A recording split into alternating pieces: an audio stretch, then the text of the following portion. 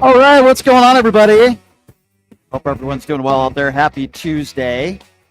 Welcome to the show. You could be watching on the Occupy Democrats Network, the Washington Press Network, of course, the personal website, pushingthelimits.live, my YouTube personal page, which is at PTL Radio Show. We appreciate all of you being here. Of course, we're in the YouTube Super Chat, where your questions and comments will be heard. And as I mentioned earlier, the personal website, which is pushingthelimits.live. Some very special guests joining us here in just a few minutes. Former presidential candidate and a former congressman, former Republican. Yes, Joe Walsh will be joining us here in just a few minutes, get his thoughts on this Iran-Israel conflict that now we have put ourselves into. So Joe Walsh going to be joining us here in just a few minutes. Then an all-out duke it out debate with right-wing podcaster David Pollock coming up at the bottom of the hour. But I want to get right into this because I think this is really important. So Donald Trump bombs another country, then declares a ceasefire, and people are saying that he should be awarded the Peace Prize. But I guess my question to all of you is, shouldn't he have waited maybe a few hours before this large MAGA celebration? Because as you know, Israel broke the ceasefire, and now they're claiming that we're going to abide by it, like we should believe anything that Benjamin Netanyahu says any more than we believe anything that Donald Trump says. The chair of the Joint Chiefs of Staff said that in a specific press conference, the opposite of what Donald Trump is saying and what he did say in front of the media this morning. So I want you to have a listen to this. This is Donald Trump, in his own words, attacking the media, stating the opposite of what his chair of the Joint Chiefs of Staff had just said 24 hours earlier. Have a listen to this. Those B-2 pilots did an unbelievable job. And, you know, the fake news, like CNN in particular, they're trying to say, well, I agree that it was destroyed, but maybe not that destroyed. You know what they're doing? They're really hurting great pilots that put their lives in the line. CNN is scum, and so is MSDNC. They're all. And frankly, the networks aren't much better. It's all fake news, but they should not have done that. Those pilots hit their targets. Those targets were obliterated, and the pilots should be given credit. They're not after the pilots, they're after me. They want to try and demean. Do you believe that Iran can rebuild its nuclear program? Iran will never rebuild its nuclear. From there? Absolutely not. That place is under rock. That place is demolished. The B-2 pilots did their job. They did it better than anybody could even imagine. They hit late in the evening. It was dark with no moon, and they hit that target with every one of those things, and that place is gone. But when I see CNN all night long, they're trying to say, well, maybe it wasn't really as demolished as we thought. It was demolished. You take a look at the pinpricks, and you see that place is gone. And I will say, I think CNN ought to apologize to the pilots of the B-2s. I think that MSDNC ought to apologize. I think these guys really, these networks and these cable networks are real losers. You really are. You're real losers. Interesting he says that because his own chair of the Joint Chiefs of Staff said that in a press conference. His vice president, J.D. Vance, conceded it yesterday. Nobody has been claiming that the pilots performed poorly or targets weren't hit, as Donald Trump just suggested, but plenty are saying they have absolutely no idea how effective it was in stopping Iran from developing a nuke. But Donald Trump, again, getting defensive. Speaking of defensive, as you know, Donald Trump was trying to take credit for a ceasefire yesterday when Israel broke the ceasefire literally hours later. And Donald Trump, a very furious man this morning. Listen to what he had to say to the media in regards to Israel's attack. Israel, as soon as we made the deal, they came out and they dropped a load of bombs, the likes of which I've never seen before. The biggest load that we've seen. I'm not happy with Israel. You know, when I say, okay, now you have 12 hours, you don't go out in the first hour and just drop everything you have on them. So I'm not happy with them. I'm not happy with Iran either. But I'm really unhappy if Israel's going out this morning because of one rocket that didn't land, that was shot, perhaps by mistake, that didn't land. I'm not happy about that. You know what? We basically have two countries that have been fighting so long and so hard that they don't know what the they're doing. Do you understand that? I think we all know the person that doesn't know what the F he's doing, and that's the orange orangutan that you were just listening to. They don't know what the they're doing. Yeah, exactly. I think we know who that really is, and they don't know what the they're doing. It's interesting because they're calling for Donald Trump to get a peace prize for putting this ceasefire deal together, and then literally hours later, our own allies break the alleged ceasefire that was in place. Maybe you shouldn't be celebrating until a few hours have passed, Mr. Orange Orangutan President. And then there is Mike Johnson, who, again, bragging earlier today about this ceasefire that was put in place, and he's calling what Israel did just a temporary disruption. Have a listen to this. The president secured a ceasefire between Israel and Iran, and despite of the temporary disruption this morning, we believe that will hold. Peace in the Middle East has never been closer within our grasp.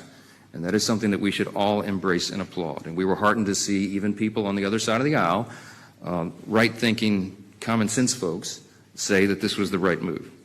The ceasefire is fragile, but it is very real. I spoke to the president this morning right before Air Force One took off from the tarmac. He's headed over to the NATO meeting, as you all know. And we talked about his frustration with the temporary disruption and the ceasefire overnight. And he told me he had just spoken to Prime Minister Netanyahu and encouraged him not to retaliate in any heavy way. And I think that request has been heeded. I told the president that I would immediately echo the same sentiment to my counterpart over there and my good friend, Speaker Ohana and the Knesset. I did that. I believe that Israel and the United States are locked arm in arm on this, and that unified front and that common goal is what is going to maintain peace. So I just want to say overall, this is America First policy in action. This is, as has been said here already this morning, the penultimate demonstration of peace through strength. This is what it means. But you got to have a strong commander-in-chief to make sure that happens. Yeah, he's really strong. So let's just get right, okay? Let's just get this right from the beginning here. So Trump bombs another country, then declares a ceasefire, awards himself a peace prize. Shouldn't there be peace for at least a few hours before you start celebrating? And then Mike Johnson calls it a temporary disruption, and then the president of the United States with vulgarities. It's really mesmerizing where we're at right now as a country. But I guess we should just trust Benjamin Netanyahu, and I'm sure Iran will abide by the ceasefire, even though Israel just broke it in the early morning hours. Are you kidding me? What a mess. So to discuss this and more is a presidential candidate, of course, and now a Democrat himself. Yes, that's right. Joe Walsh joining us right now on the program. Joe, it's good to see you, my friend. How are you? Brian, always good to be with you, brother. Good to see you, Joe. What do you make of, first of all, Donald Trump wanting credit for an alleged ceasefire that apparently never happened because Israel breaks it hours later? What do you make of it? My friend, you and I probably disagree on Israel and a lot in the Middle East, but we agree on Trump. This is what the world looks like when a pathological liar and an idiot sits in the White House. I mean, I'm very pro-Israel. I don't want Iran to ever have a nuke, but I don't trust Donald Trump to do anything for the right reason. So this is really scary. And by the way, Bri, CNN just broke with some news that we didn't even get all of what we needed to hit when our bombs dropped. And maybe, supposedly experts are saying maybe we set them back a few months, all of that for a few months. Yeah, I agree with you. And I've heard those reports as well. And even the vice president admitted that yesterday, but yet Donald Trump is, declaring it a complete victory. Where do you think we disagree on this, Joe? Because I didn't think that the United States should have gotten involved in this war in the first place. Where do you stand on this issue? It's such a great issue, Brian. Look, where do I stand? I stand here. Israel's our closest ally on the planet. I love Israel. Iran is the greatest source of death and terror in the world for the last 45 years. That regime can never have a nuke. So I start with those two things, Bri. Did Trump make the right call doing what he did? I don't know. Probably not. I'll tell you this, Brian. Even if what we did over the weekend set Iran back by a few years, Iran's still going to continue to try to build a nuke. As long as that regime is in charge, they're still going to try to build a nuke. So the answer is not to bomb Iran ultimately, right? So I think we probably agree more than we disagree. I just don't think that what Trump did accomplished much of anything. I'm also worried about sleeper cells and terrorists in this country now. I hear a lot of MAGA Republicans complaining about the money we've spent with the war in the Ukraine, but apparently we have no problem spending money in Iran. I think that's hypocritical at a minimum in two completely different wars.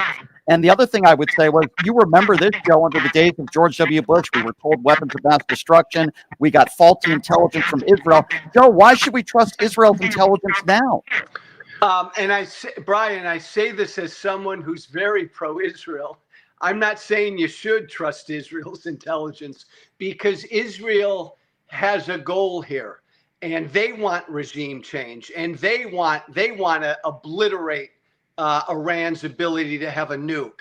So look, I have no doubt that Netanyahu totally played Trump on this. Remember 2 weeks ago when Israel launched their attack against Iran, Trump wanted nothing to do with it, and he was pissed off about it. Then he saw how well it went, and Trump wanted to get to the front of the parade. So Netanyahu's been stringing him along and playing him like a fiddle.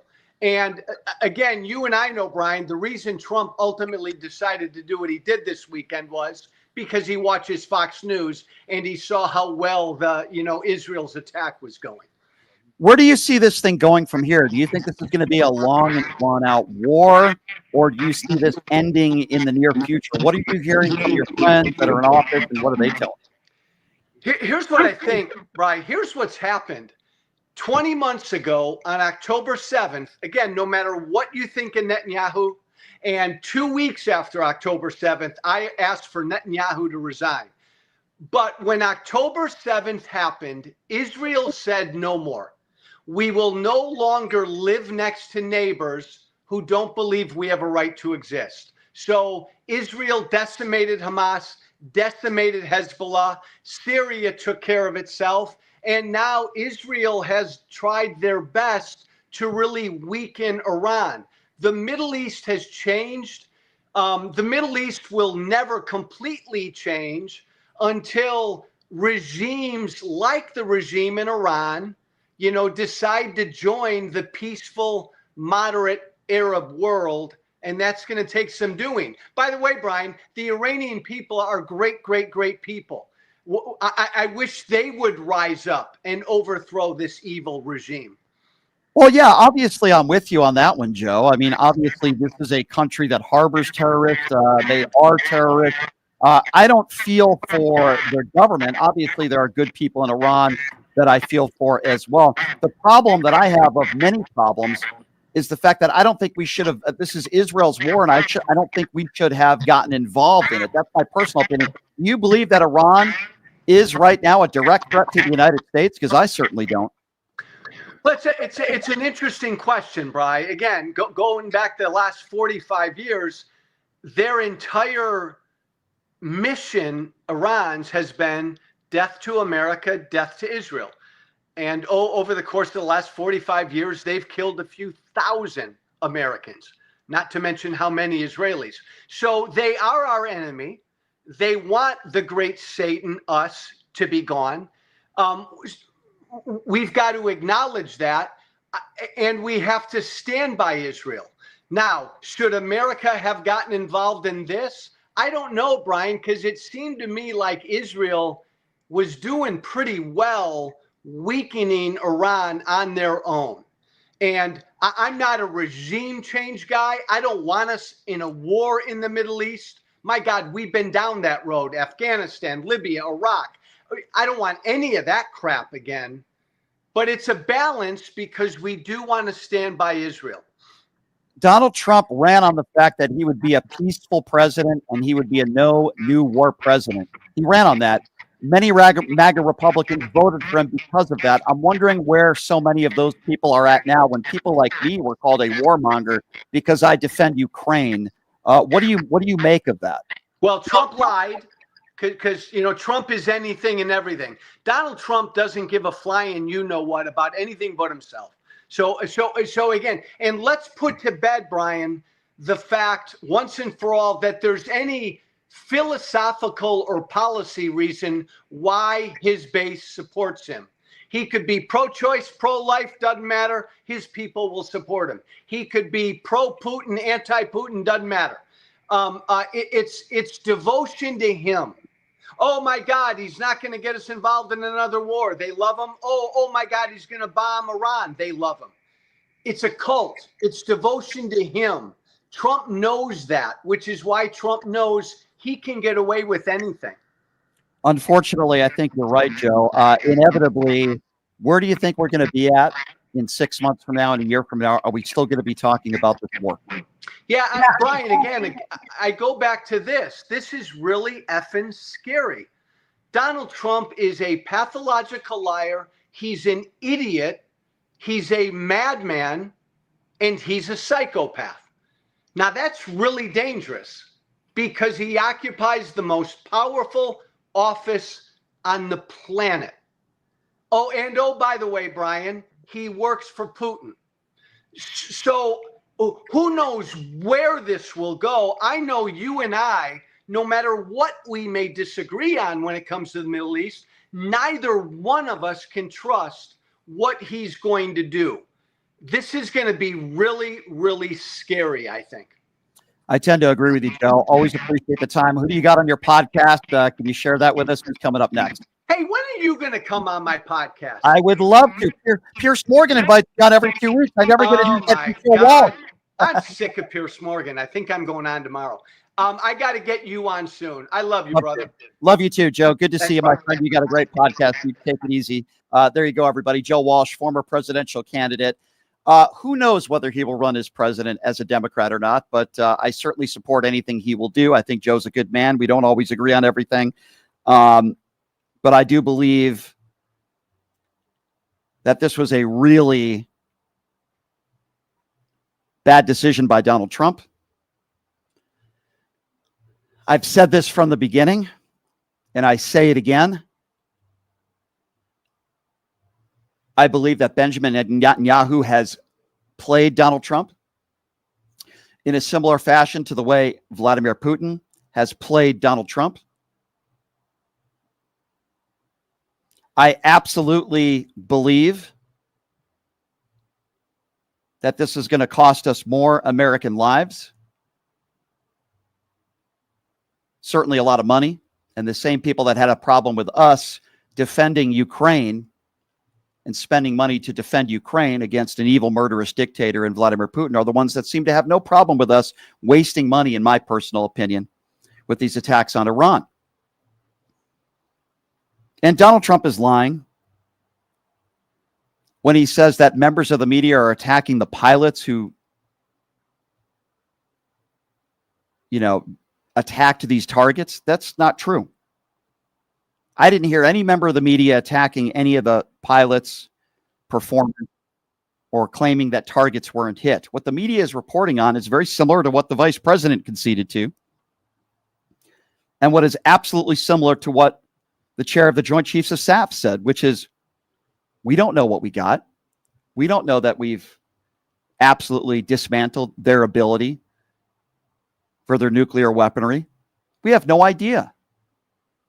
But Donald Trump is calling it some sort of victory when they had a couple days to prepare for this. When I say they, I mean Iran. And one of the main targets was not hit. So in my personal opinion, if they have these nuclear capabilities or they're continuing to work on it, they're going to continue to do so. And there's a chance that they didn't have it to begin with, which is what Tulsi Gabbard said under oath just a few months ago. So that's where we're at now. You have Donald Trump swearing, frustrated that Israel broke a ceasefire that Donald Trump took credit for just hours earlier. And then Bibi just completely embarrassed him. And I don't care, frankly, what Israel is saying now, because Trump lashed out at Israel just a few hours ago. We know that Israel struck a radar site north of Tehran just hours after the ceasefire was due to take effect, following accusations that Iran had fired several missiles at Israel. Benjamin Netanyahu did refrain from conducting further strikes, and apparently Netanyahu spoke with Donald Trump earlier today. Israel claiming they will now respect the ceasefire, but why should we believe them? And I wouldn't be surprised if Iran broke the ceasefire either after these attacks earlier today. And the House is now blocking to leading a Democrat-led effort to impeach Trump. And as I've said over and over again, these impeachments will not do anything. I do believe it's a complete and utter waste of time, as the House voted to block consideration of a Democrat-led resolution to impeach Donald Trump, which will do absolutely nothing. It's political. I've been very consistent on that. These impeachments will not get anything accomplished. Do I think he deserves to be impeached? Of course. It's not going to do anything. How did that work first go around? Lawmakers voted today 344 to 79 to table the impeachment resolution brought on by Democrats. Texas Representative Al Green led it, and the House did not vote directly on the impeachment resolution itself, but rather voted on a GOP-led motion to table or kill it, which they did. So that's the latest of what's going on right now. And while I don't always agree with Joe Walsh, I think fundamentally speaking, as he pointed out, he does agree that Trump probably made the wrong decision in going in and doing this in the first place. So to talk to us a little bit about this, we always seem to get into it. It's always a good back and forth, and it's always a good debate. Of course, I'm talking about the host of the David Pollock podcast, David Pollock, joining us right now on the show. David, it is good to see you, my friend. Thank you for joining us. How are you? I'm doing all right. I'm excited to take responsibility for anything you're angry at Donald Trump about and defend him. Well, I definitely don't put all the responsibility on you, even though you do tend to agree with almost everything that he does. But let me start by asking you this. In regards to this ceasefire that Donald Trump wanted to take credit for last night, there are many in the MAGA cult, as I call it, that wanted to give him this Nobel Peace Prize. And then a few hours later, Israel attacks Iran. Don't you think it was a little bit too early to celebrate? I don't think so. I think the whole world should be celebrating. I mean, look, Israel, there's a lot of people in this country, I'm sure a lot of your viewers, who were pretty adamant about seeing an end to the conflict between Hamas and Israel and wanting to see a ceasefire there. Iran being the backer of all of these proxy groups that have attacked Israel, and whether it be Syria, Lebanon, Yemen, Palestine, and all these places. Iran was always the main boss, right? And that is inevitably where the October 7th offensive led, back to Iran. Of course, there's the argument that they were trying to keep Iran from developing a nuclear weapon. But at the end of the day, peace between Israel and Iran, and as a result, peace between a lot of nations and Israel, is very good for the world, and it's very good for a lot of people. It stops a lot of needless death and casualties. So if Trump is able to, and look, let's see if the ceasefire holds. It has been relatively... Yes, there have been attacks since the deadline, but they're relatively limited, and compared to the way the war was since 12 days ago, or 13 days at this point, the offensive on both sides has certainly slowed down. So there is at least a decline in attacks. Lives are being saved, and that's thanks to Donald Trump and his decisive action. So I don't know how anybody could be upset that the president is trying to usher in peace between Israel and Iran and saving lives. Well, because that's not really what happened. In the last 24 hours, Iran sent bombs into Israel, killing people in an apartment complex. Israel then retaliated after the ceasefire was put in place. There is absolutely no evidence that our attack on Iran and the bombs that we put in place in Iran actually did the job. The chair of the Joint Chiefs of Staff. What was the job? The job was to end the further of nuclear capabilities, which, by the way, Tulsi Gabbard said under oath 2 months ago they were actually not doing. And then Donald Trump said she also said in June, Brian, she also said in June that she no longer shares that assessment, and she supported the president. So where's the evidence to that, and what has changed in the last 2 months? I'm not access to that to any. Look, we're at the weapons of mass destruction argument then, I guess, because I don't have access to classified briefings. Well, guess who gave the United States faulty classified information when we were told that there were weapons of mass destruction? We talking about Iraq? Oh God, Yeah, we're not going to disagree on did Iraq. that? That was Guess- a needless war based on fake information. Guess who gave us faulty intelligence? Guess. Take a wild guess. When Donald Trump. The Israeli government. Okay. Okay. And Donald Trump is the guy who's not listening to our own intelligence, but is listening to the Israeli government and Bibi. And because of that, right now we're in a situation where we're involved in another war. We're not involved in a war, actually. Brian, look, and I'm looking at this as objectively as possible and trying to, I always try to see your argument. But in this case, Iran or Israel has said now you could disagree with whether or not Israel had the right to attack Iran 12 days ago. That's a totally different conversation. But 12 days ago, Israel did a very, it was a pretty significant strike, almost a decapitation strike in Iran, taking out almost everybody involved with the nuclear program. They said their initial stated goal was to ensure that Iran would not have a nuclear weapon. That was 61 days, by the way. How is this not a war, though? I'm explaining it. That was 61 days after Trump gave Iran a deadline to come to the table and figure out a way to ensure that Iran would never have a nuclear weapon. Iran said no. 61 days later, Israel commences its assault on Iran. Now, 12 days after that, right, there was argument, speculation, whether or not the United States was getting involved. There was a lot of people in the MAGA circle, and they were against any war or getting involved in Iran. There was a lot of infighting that's still going on about whether or not they were supporting the president if we were going to engage in any offensive. And you remember when he said within 2 weeks, we'll make a decision. Over the weekend, then you saw the B-2 bombers take out those nuclear sites. Now, here's the reality. Israel wouldn't have stopped until they were able to effectively ensure that the nuclear sites were destroyed and or the international community would have placed somehow stopped Israel from taking any action, which hasn't been successful in the past. You've seen them condemn. And there's no evidence that our attacks were successful either. So I'm still trying to understand what happened 24 hours after the attacks? What happened? The ceasefire that you're saying didn't last. Literally, we're on the ceasefire isn't perfect, but the hostilities between Israel and Iran have all but stopped as of now, by the way. Yes, there were some strikes. What do you mean it's been? What do you mean it's stopped? I mean, hours ago, there were attacks by both sides. I don't know how you can say, everything's great now. It's stopped. The massive barrages and offensives have all but... You have to at least admit today is not the same of yesterday with respect to Iran and Israel. And this morning, Trump took a very hard stance against Israel and said he wasn't happy that they were continuing to attack Iran. Yeah, he said he wasn't happy. How are we at war if the president doesn't want Israel to attack Iran? I'm confused on this. He said he wasn't happy with Vladimir Putin either. That seems to be working very well. By the way, Israel just struck a radar. Yeah, he's definitely trying very hard. 24 hours. Israel struck a radar site north of Tehran literally hours ago, and now.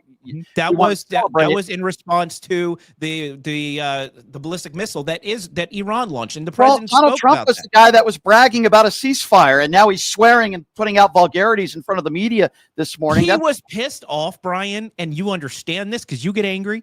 He was angry. I'm not the president of the United States, and I'm not dealing with a war. I don't mind that he said the F-bomb. It's better than the other bombs. The reality is he was angry because he wants peace. He wants peace between Iran and Israel. Yeah. He has said that's his stated goal. I think he wants a peace prize. I think he certainly wants that peace because I think he makes it about himself. I understand you don't like Trump, and I understand you're angry with Trump, and I understand that there is a lot of policy disagreements you have. You question his moral integrity. I get all of that. No, I don't question it. The man has no moral integrity. Fine. You don't like him. I get it. Your audience doesn't like him. I get it. But how can anybody be upset that he's trying to bring about peace between Israel and Iran? How can anybody be upset by that? How can anybody be upset that he's been trying to bring peace to Ukraine? How can people be upset by that, Brian? I'll tell you why. I'll answer that. Because what about between Pakistan and India? Were people upset that he's there too? Because he's a liar, and everything that happened under Joe Biden, you guys blamed him for. And Donald Trump said, and he campaigned on the fact that he would be a peaceful president and he wouldn't start any new wars. And then all of a sudden, when we bomb another country, any wars. You're not at war with Iran. Then what would you call somebody, another country that bombed us? Would we not be at war with them if somebody did the same thing to the United States of America, David? That is absolutely ridiculous. In order for us to be at war, as a lot of the Democrats in Congress has pointed out over the last 48 hours, in order to go to war, Congress has to vote on a declaration of war. And Congress he didn't has not voted on He a didn't. deck. He And doesn't why? have to. Because Donald Trump defied our Constitution, No, dude, and you're defending it. every president since the 1940s has defied Congress then. Really, George Because W. Bush, Clinton George W. and George- Bush and George- Obama and Hold on. Biden, they all used the Hold on. war power doctrine to carry out strikes in the Middle East. George W. Bush didn't ask for Congress's approval. No. Now, when you say asking for approval, let's be very clear. The War Powers Act requires Congress to be informed that the president is taking action as commander-in-chief of the armed forces. He notified members of Congress, whether or not they picked up the phone, whether or not they all knew about it. The Congress was notified. The war doctrine was applied correctly in this case. Now, you could disagree with the war doctrine and suggest that no president should be able to carry out an attack against a foreign government without a declaration of war from Congress. But now you have to go and undo decades of foreign policy and Supreme Court precedent. So I don't see how that makes sense here. Usually you're really spot on with your arguments, and it's hard for me to kind of contradict them. But in this one, I'm really having a hard time seeing your point. Well, listen, it's very simple to me. You say that this is, regardless of whether we get into semantics, and Sure. by the way, he didn't offer Congress the ability to vote on this. They don't have the right to vote on it. It's not their duty under the Constitution. Well, if you care about the Constitution, we can get into that and how Trump's defying it. But with that being stated, the bottom line here is that we decided to bomb positions in Iran. The bottom line is that we have involved ourselves in this war. Now, if you don't think we are at war, you have the supreme leader who has threatened the United States, who has threatened that there will be retaliation against the United States of America. So my question to How you do you is, feel about that? it's horrible, but guess what? Trump has put us now in this position. So if we do have terrorist attacks, and there are terrorist cells in this country, How did they get in? do you blame Joe Biden or do you blame how did they Donald get Trump? in, the terror cells in this country? So how it's did how they get in. here? So you won't put any responsibility on Donald Trump then? The You only blame Joe response Biden. I am crediting Donald Trump for bringing peace to a region that doesn't look like they could ever have peace. And if Donald Trump is able to get Iran and Israel to stop shooting missiles at each other, that is a good thing, and lives are saved. Has he done that? Yes. And Oh, he with has? respect, yes, he has. And with How's he done respect, that? how has he done that? Because Yeah. he has brokered a ceasefire between the two countries. 2 hours later, Israel broke it. How is that? And is that Trump's fault, or is that Israel and Iran's fault? You're giving Because Trump they're credit not for- honoring the agreement they made with the U.S. president. You're giving Trump credit for something that crumbled in 2 hours. Why would you give him credit for that? We'll see. It's not going to crumble. And when lives are saved, Brian, let me ask you: in a week from now, if Israel and Iran are no longer at war a week from now, will you have me back on to apologize and say, okay, fine, it worked? So first of all, It might not be done in 24 hours, but we're on the path to peace thanks to Donald Trump. okay, I don't know where you get that from based on the fact that they broke a ceasefire in 2 hours, and you saw how angry They had 24 hours to stop. They had 6 hours each to do whatever they had to do. That was the agreement in the ceasefire. There was an understanding that operations were going to continue. A ceasefire means no more attacks. Yes, it does. A ceasefire is given a timeline where there are literally no attacks. That's the definition of what a ceasefire is. And Israel struck a radar site north of Tehran hours after the ceasefire was put in place. That is the actual definition of breaking a ceasefire. Okay. And I can't believe you would actually praise Donald Trump for that. How many ceasefires has there been? I can't believe it. How many ceasefires has there been between Iranian terror proxies and Israel? Just what does that have to do with you're moving the goalpost? I'm talking I'm about not moving the goalpost. I'm giving you a comparison because it's important to understand that just because they say, okay, we're gonna have a ceasefire, there were ceasefires between Ukraine and Russia that broke down. But the point is, just because ceasefires aren't always honored by the countries at war, the fact that we were able to get to a ceasefire means something. People have to be happy about that. That means Iran has already said, we're agreeing to the ceasefire. Israel said, we're agreeing to the ceasefire. Now, while they keep lobbing missiles at each other, that's Iran has not said that. Iran has. Where they acknowledged the ceasefire yesterday. They acknowledged it. There was nothing put in place where the supreme leader said, okay, we agree to a ceasefire. Benjamin Netanyahu broke the ceasefire hours later. So I don't know where you're getting the fact. What do you want out of this? I mean, are you hoping that Israel continues to bomb Iran what continues to bomb civilians in Israel? And are you hopeful? Hold on. And are you hopeful that they carry out a terrorist attack in the United States with terror cells that came in illegally under Joe Biden? Are you rooting for this just so you can say, haha, Donald Trump? that's a ridiculous statement. The last thing I want are terrorist attacks in this country, and we wouldn't be getting this threat from Iran if Donald Trump didn't decide to do an unnecessary. Iran hates America. They chant death to America even before Donald Trump was president. So you're saying that. So you're saying the Supreme Leader would have put out this threat if Donald Trump didn't attack Iran a few days ago? Is that what you're saying? Iran threatens the United States all the time. First of all, they threaten the United States after we didn't order Israel to stand down in their aggressions against the Palestinian people. They threatened the United States. They have been threatening the United States for decades. This isn't new. Iran funds the Houthis in Yemen that attacks U.S. ships. How many times has the U.S. military been assaulted by Iranian proxies? Can you name me a time where the Supreme Leader threatened the United States of America under the Joe Biden administration? Supreme Leader. Brian, it is time that we hold Iran accountable for the bad actions that they've carried out for the last few decades. Now, Iran has the right to be... Has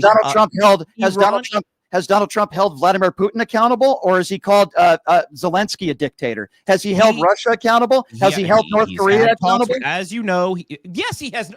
Really? Listen, Trump was the first U.S. president to actually cross into North Korea, met with Kim Jong-un to get him to stop launching missiles. And guess what? Kim Jong-un stopped testing missiles. Right. But that's diplomacy. He sat down with Putin. Yes, there's some arguments and disagreements about how the war is going to end, but he's talking to them. These are all good things. How can any of this upset you? I don't understand. How could any of this upset me? Compared to Joe Biden, what did Joe Biden do? I can name you a lot of things that Joe Biden did. And I can tell you that there were a lot of false promises under the Trump administration. First of all, he ran on the fact that he would end the war in 24 hours. He's no closer. He's tried. He's tried. Oh, well, he's tried. Okay. Well, he's not the world dictator. He can't go and tell Iran he has to, or he's a wannabe dictator. That's for sure. Do you want him to bomb around the country? Do you want him to bomb Russia? Should we bomb Russia to get him to stop fighting Ukraine? What can we do? This is the guy who said he would end the war in 24 hours. And not he's working very hard to do it. He's working very hard for a promise that was unfulfilled. He has representatives literally talking to Russia constantly to try to negotiate a peace. And every single day, and how's that working out? Every single day where Donald Trump says that Vladimir Putin wants peace, there's another airstrike where innocent women and children die. And do you want us to go to war with Russia to stop that? What I want is a president who is not on his knees with Vladimir Putin every single day. He's on his knees with Vladimir Putin now. He's brilliant. Right. He's smart. Sending him COVID test kits in the middle of COVID. Oh, that bad Vladdy, knock it off. Knock it off. I want to know how many people in your audience honestly think that if Joe Biden was still president, we would be any closer to peace between Russia and Ukraine, have anywhere near peace between Iran and Israel, because we know that Joe Biden and Barack Obama helped fund the Iranian terror operation. So tell me how First of all, those assets were frozen, so that's not true what you just said. Those assets were frozen. Joe Biden of cash that Obama gave Iran. Was it cold when he dropped it off? Did it come out of the freezer? That's not true. And if you want to talk about money and money that's sent from our government to other countries, we can certainly have that conversation. We'll agree on it. Nobody should get our money. But the bottom line is those assets were frozen and they were supposed to be used for certain specific things, not what you are referring to. And that's why Joe Biden froze those assets. So we just trusted Iran not to use it to fund their terror. Well, I guess we're trusting Benjamin Netanyahu and we're trusting Vladimir Putin, right? We're trusting North Korea. Israel is an ally of the United States. Iran is not. And is Ukraine an ally of the United States? You have to ask me who I'm going to trust more, Israel or Iran. It's going to be Israel. Didn't say we had to trust Iran, but it doesn't mean that we have to trust Israel either. And you're talking about trust, and it appears as though Donald Trump has given more trust into Vladimir Putin than he has Zelensky, based on just his actions and behavior. The United States government has given Zelensky $400+ billion because his country was invaded by Putin. That's why. Okay. There's a difference. Okay. So the United States government has supported Ukraine against my objections. I don't think we should be giving any money to anybody to fight wars. This should be their own problem. But that being said, your argument is that Trump is bending to Putin because of what? What do you want us to do? What outcome are you hoping for? A complete withdrawal of Russian forces and what? Well, first of all, number one, to stop praising Vladimir Putin and say he wants peace, because clearly that's a So should lie. you call him a murderous dictator like Biden did, and that would somehow bring peace and negotiation? I don't understand. Here's I think the main point that I don't think you understand is you need to rise up against evil, murderous dictators, and you don't coddle them. We rise up, Brian. Well, you force them to give us some sanctions and give up some sanctions. Can you tell us what did Putin give up? What are the sanctions? What did they give up?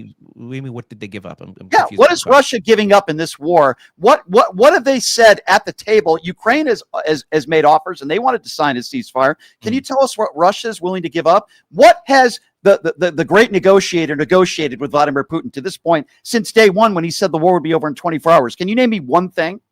I don't know what has been negotiated. Because nothing's been negotiated and Putin hasn't signed anything. That's why. That's your brilliant negotiator. You said the war would be over in 24 hours and all I have to do is pick up the phone. He has negotiated nothing. Putin has given up nothing. And in this Iranian war right now, there's a reason why Kristi Noem put us on a 90-day terror watch in this country. It's because Donald Trump decided to get us into a war, because that's what it is. Not in a war. If any other country did to us what we did to Iran, you love America, right? I know you're angry because you love this country and you want. I love America, and I hate what Donald Trump is doing to this country. And I understand that. And I understand that. But here's the deal.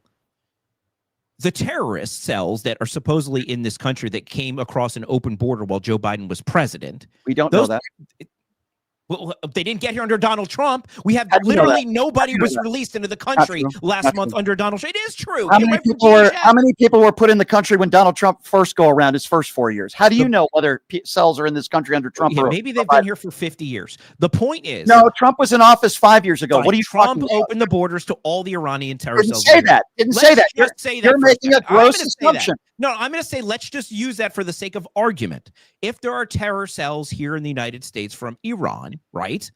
And Iranian government tells their terror cells to attack innocent American civilians because Donald Trump took out some nuclear enrichment sites where there was 0 casualties, then you would be like, this is Donald Trump's fault. Evidence that not an evil regime that's targeting innocent Americans? Hold on, I'll get to that. Where's your love America and somehow justify that threat? Where is your evidence that they took out all the nuclear sites? Because J.D. Vance, our vice president, is even admitting, along with others, we're not at war. We didn't do it. If we didn't do it, no. Nothing to worry about. We didn't take out anything. Just because you throw bombs at another country and you don't take out what you're trying to take out doesn't mean it's not an act of war. It means that you didn't accomplish what you were trying to accomplish. So then we have nothing to worry about, Brian. So then he dropped some big ass bombs in the middle of the desert and nothing happened. And as a result, still Iran and Israel are discussing peace. It's a win-win. No damage. Everybody wins. Everybody's at peace. Have you not seen what Kristi Noem put in place with this 90-day terror watch in this country? She did not tell Americans to worry about? Vigilant because Nothing to worry about? Terrorists trying to kill us. What is your objection to that, Brian? So we might have not taken out what we thought Trump was trying to take out. And by the way, there's no evidence. They have no idea. Yeah, we didn't do it. But that's okay. Whatever. If we missed or didn't accomplish anything, no harm done. Let's just move on. And if Joe Biden did the same thing, you would be losing it. You would be losing it. It's so ridiculous. Okay. Well, I've never been a hypocrite on your show. I've always been honest. And when I don't know stuff, I tell you, you can assume that I would be losing it. But if I was losing it, it'd be fact-based. But that being said, assuming that bombs were dropped, let's assume for a second we didn't hit the targets and we didn't do what Donald Trump said. We didn't obliterate the nuclear sites. Let's assume he's just lying, right? Well, the vice president also admitted that. So I just want to be clear. By the way, if that's the case, Brian, the chair of the Joint Chiefs, that's the case, we have nothing to worry about then from terror attacks. Because wouldn't you be really upset if Iran activated terror cells to kill innocent civilians? If Donald Trump literally didn't do anything to Iran? So what you're saying is, if there's an attempted assassination or an attempted to assassinate Donald Trump, is that not an act of war? When they attempted to assassinate Iran, literally people were arrested. So we shouldn't be upset on that. There is an Iranian fugitive still on the run in Iran that was involved in a plot to assassinate a U.S. president. But going by your own logic, we shouldn't go after those people or be upset. No harm done because they didn't execute. You're saying if you don't execute your plan, but your goal is to do this, this, and this, but you don't execute it, no harm done. You suggested that Kristi Noem warning Americans of possible enhanced terror threats due to the threats made by Iran against innocent American civilians. No, due to the bombs that Donald Trump dropped. I'll go back up. because Donald Trump dropped bombs, whether or not the attack was successful, that increased the risk to Americans for terror cells in the United States. No direct evidence that Iran was directly, there's zero evidence, by the way, that Iran was, has the nuclear capabilities. Okay, but that doesn't take away my question to you. My question to you was, because Trump bombed Iran, and as a result, Iran activates or threatens to activate terror cells in the United States to target innocent Americans. Kristi Noem shouldn't warn people of an increased risk. I never said that Kristi Noem shouldn't warn people. So what is your issue with her? My issue is not with the warning. My issue is this wouldn't have even been put in place, and we wouldn't have had these threats if Donald Trump didn't decide to get involved in this war. So that Iran wasn't a threat point. to the United States at There's all. There's no evidence, no direct evidence. No evidence. So Show me. So the attempted assassination against Donald Trump, that doesn't count. You're that talking happened before the bombs. The reason why they did this, and according to the Trump administration, to Iran, is because they believe that there was intelligence, Israeli intelligence, not our own intelligence, of furthering their nuclear capabilities. So we didn't use any of our own intelligence. We just said, okay, baby, we're going to go draw the map where we should bomb, and we'll just go ahead and Tulsi Gabbard under oath said they had no evidence of our own intelligence under oath. You're telling me everything changed in 2 months? We've been hearing the same thing, David, for 30 years. For 30 years, we've been hearing the same thing, and you're telling me it all changed in the last 2 months? Come on, give me a break. Okay, let's go down that road. Let's just assume for a second this wasn't about nuclear weapons, and there was no nuclear weapons. Is it not true that on October 7th last year, that Hamas crossed over a border into Israel and murdered thousands of What does that have to do with Iran's nuclear capabilities? Because they were backed by no, I'm not talking about. I said we're going to pretend that there isn't any nuclear capabilities in Iran. What I'm telling you is Iran has been a sponsor. They are known. This isn't just Israeli intelligence. Iran is known. So do you agree that Iran is the largest state sponsor of terror in the world? Yes or no? I do. But if you believe that and you're defending what Donald Trump did, then why is it all these years since the war in Ukraine, when Vladimir Putin invaded Ukraine, Donald Trump is the one that has put it on Ukraine and called Zelensky a dictator? If it is what you are saying is, well, they're harboring terrorists, that's exactly what Vladimir Putin does. And that's exactly what Putin did in invading Ukraine. But yet so many MAGA Republicans want Russia to win this war. They're a pro-Russian propaganda. I don't know. I don't want Russia to win the war. I don't know any people personally that want Russia to win the war. I know personally. He called Zelensky a dictator. I don't know anything about Zelensky. I do know that I don't want billions of dollars of U.S. money going to Ukraine when we have people suffering in the United States that deserve that money more. That's my opinion. So we deserve that money more when our allies are attacked and the country is under attack. We shouldn't be using that money to defend Ukraine. But yet in Iran, ally in what? They're not in NATO. We're not sworn to protect them. They're not our enemies. They're our friends. Yeah, they could be friends, but it doesn't obligate us to defend them. They're not in NATO. We have no obligation to defend. But we should defend Israel. How much money have we given Israel over the years? 400 billion, 500 billion? Israel a lot of money. Yeah. Why don't I hear you saying the same thing about Israel? Brian, what would happen if we stopped supporting Israel? What would happen if we stopped supporting Ukraine? Well, we're seeing what would happen. Ukraine would be gone. Yeah. Well, and so would Israel. And so don't complain that we're giving too much. Why is it that people like you always seem to complain about the money we give Ukraine, but then when it comes to Israel, I never hear you complaining about that? Why can't you be consistent? If you don't, I've explained that. I've answered your question because my grandparents were Holocaust survivors, and so it's about your family. So it's about your family. No. What I'm saying is I have an affinity towards Israel because that's where.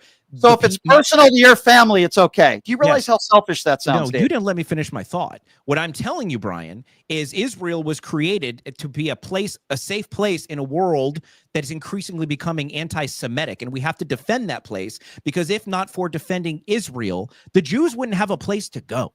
You know this to be true, Brian, or do you disagree? Is Israel not the rightful home of the Jewish people? Is it not worthy of being defended? Well, first of all, should we just give it away? Should we just not protect Israel anymore? It's the same argument with Ukraine. Should we just give it away and let Vladimir Putin take over Ukraine? Ukraine used to be part of it. Ukraine and Russia are more tied together than to make that argument is to suggest that defending Israel is the same to defending Ukraine. Is that the parallel Very you're making? simple. There are innocent people in Israel. There are innocent people Correct. in Ukraine. There Right. are evil people in Iran that are running the government, Correct. and Vladimir Putin is evil, and Correct. and that is an oligarchy.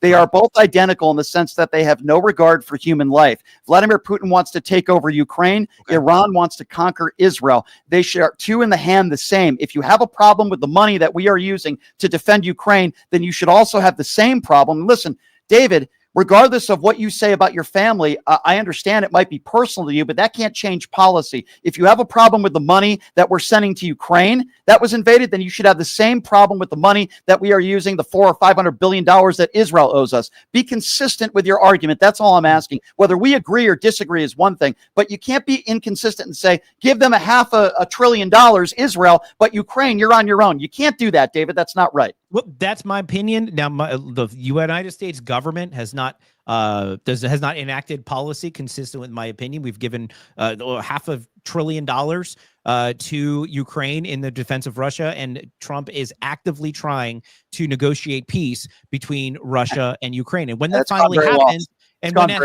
you're going to be mad at him for that too. When he's finally able to bring peace to Ukraine and Russia, you're going to be mad about that. You're going to be mad that there's peace between Iran and Israel. You hate him so much that no matter what he accomplishes, you still will find some reason to be angry about it. What has he accomplished in the Ukraine-Russian war? Can you tell me what Donald Trump has accomplished, please? What are you talking about? What has he accomplished? He said the war would be over in 24 hours. In the first 4.5 months that Trump has been in office, can you please tell me what he's accomplished? Between the Ukraine war and Russia? Yeah. What has he done? He has tried to work. He worked out a deal with Zelensky, and then Zelensky backed off of it. And the famous They had a ceasefire deal in place, and Vladimir Putin wouldn't sign it.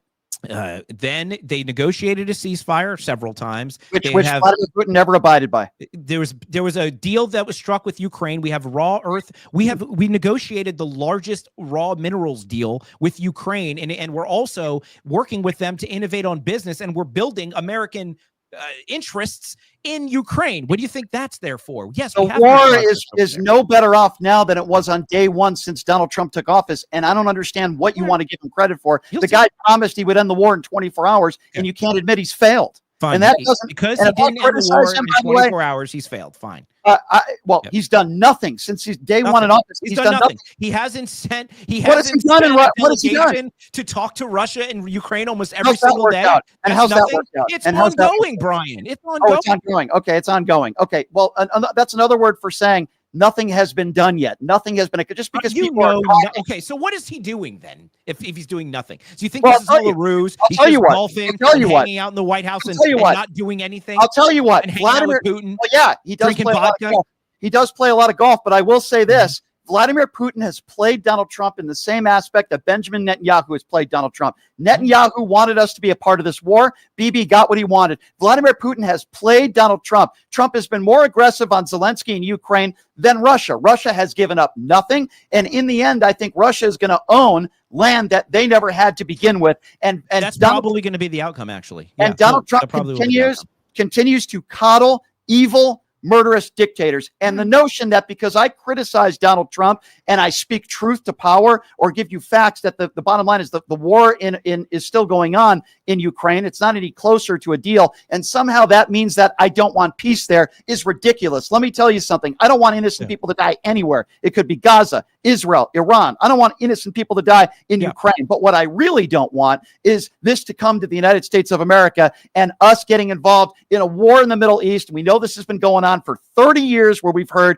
that they have these nuclear weapons. For 30 years, we've never had a president that has done what Donald Trump has done. And that doesn't make him a hero. It makes him an idiot is what he is. He's an idiot for getting us into this war. He's listened to with the Israeli intelligence. Part of the reason why we got into the war in Iraq in the first place, we had George W. Bush that got us into an ill-advised war. Name me the last Democrat president that got us into an ill-advised war. Why is it always Republicans? And why is it Donald Trump that's doing it? I don't know. I guess we're just going to have to wait and see. I believe that what Donald Trump is doing is bringing peace to a region that doesn't look like it could have ever had peace. We saw an internal regime change in Syria. It is no longer harboring terrorists like it used to do. We're seeing opponents of the Iranian regime becoming emboldened when they first rose up against the Iranian government. Biden abandoned them and didn't give them the support they needed to take their country back. Look, I think at the end of the day, Donald Trump is bringing peace to a region that sorely needs it. He's built relationships with Qatar, with Saudi Arabia. We are building allies and partnerships. And when he was in Saudi Arabia, if you heard his speech, what he said was, for the longest time, American governments have come over here and told you who should run your countries and what you should do and how you should live. This isn't the job of the United States. It's for you. And they applauded him. And that is the foreign policy he's putting into place now. Saudi Arabia, Oman, Yemen, all these places, they're taking control and leadership of the region, not the United States. Trump is bringing peace. And that's Yemen's been bombed over the last month. And I can tell you that if this is what Yemen is housing terrorists thanks to Iran. If this is what peace looks like to you, it's when we see a war that's taking place in Ukraine that is further along, it's not getting any closer to an end. And we see what's going on in the Middle East right now. We see what's going on in Yemen right now. And if this is your definition of peace, then I really don't know what to say, because I am speechless. This is the opposite of peace. We've been told speechless. We've been told peace through strength. We've been told Donald Trump wouldn't get us into any new wars, but somehow bombing Iran and the Ukraine war continuing, and the fact that President Xi won't even pick up the phone to talk to Donald Trump, and you're claiming that this is peace. This is the opposite of peace. And look, I like I said, I support 1,000% what Trump is doing in the Middle East. I thought, well, half the MAGA Republicans do not. I know they're coming around once they saw the effectiveness of the strikes. We're not getting into war with Iran. There is no war in Iran that we're engaged in. We did a strategic strike to take out nuclear sites. What was the effectiveness? We have a ceasefire within 24 hours. The ceasefire was broken 2 hours later. The ceasefire is ongoing, and of course, we have two countries, as Donald Trump said this morning, that they don't know how to live next to each other. Okay, well, I would say effective ceasefire is when there are no attacks. Again, we're at least on the path, Brian. We're on the path, and that is the point. The point is, 24 hours ago, we didn't have a ceasefire. Now we have one, and it's thanks to Donald Trump. If it lasts, you're going to give him credit then, right? If it lasts, you're going to give him credit? It was broken 2 hours. But what if tomorrow it lasts? Are you going to give him credit? That's the question. So if tomorrow neither country bombs one another, after a ceasefire was broken 2 hours into this deal, I'm supposed to give Donald Trump credit for it? We're supposed to celebrate? Correct. Yes. Okay. Well, I would respectfully disagree, David. I know you got to run. We went longer than you needed to. You always do. I come here for 10 minutes. I stay for half an hour. I come for half an hour. Stay for an hour and a half. But that is true. That is true. David, I do appreciate a good debate. Got to do your podcast one of these days, brother. And I appreciate you coming on as always. And let's do it again soon. Okay, my friend? All right, my friend. Take care. Appreciate it. All right, David Pollock, everybody from the David Pollock podcast. Obviously, if this is what peace looks like, then maybe my definition of peace is far different than what David's definition of peace is. This is not peace. As I just said, the ceasefire and what a ceasefire actually is, it means that neither side attacks one another. Israel broke the ceasefire 2 hours into it.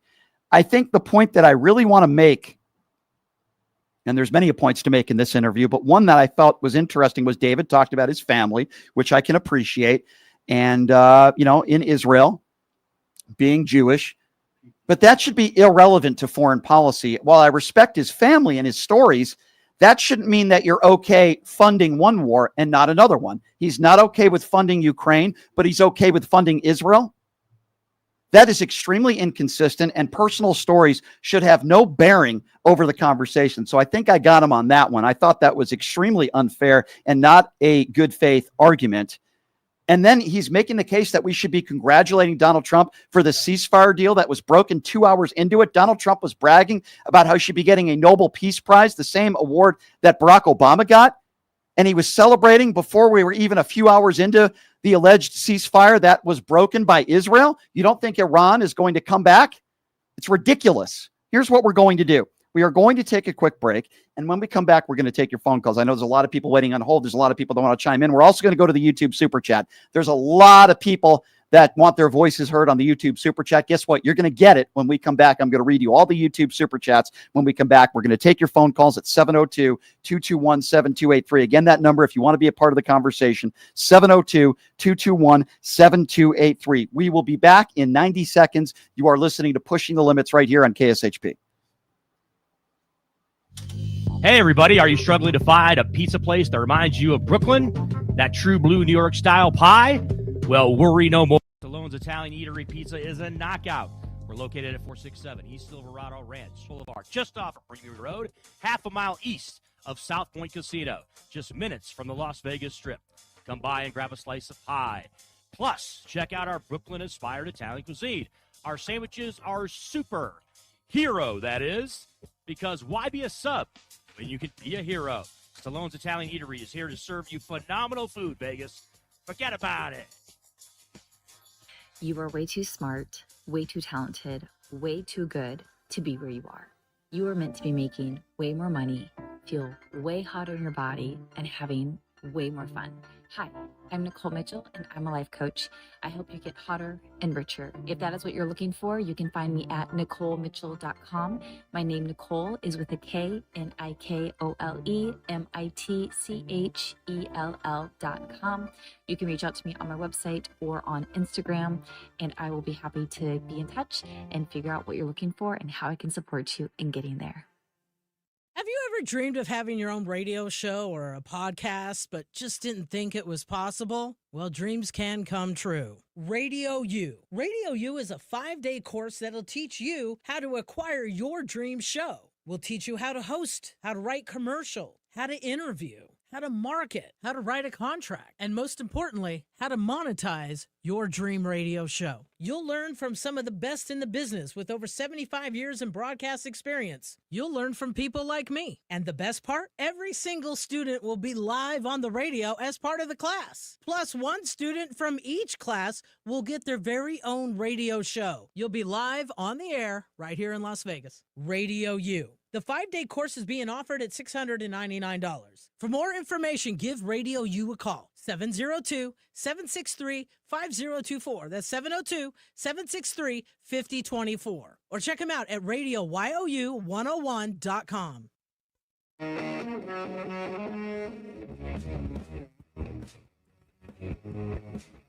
All right, welcome back. It is Pushing the Limits on a Tuesday. Thank you so much for joining us. Two very different guests we had to start the show. Former presidential candidate Joe Walsh joined us talking about the war here, and right-wing podcaster David Pollock. I know there's a lot of people that certainly want to chime in. I do find it interesting that David said this wasn't a war, and in the same interview he said the war would probably be over in 2 weeks. I do find that very interesting. I want to go to the YouTube Super Chat, of course, where your questions and comments will be read live on the air. We'll get to the phone calls here in just a couple minutes. Jackie says, Joe Walsh is wrong. Saudi Arabia is the #1 sponsor of terrorism worldwide. Deal with it. Well, I would tend to agree with you on there, Jackie.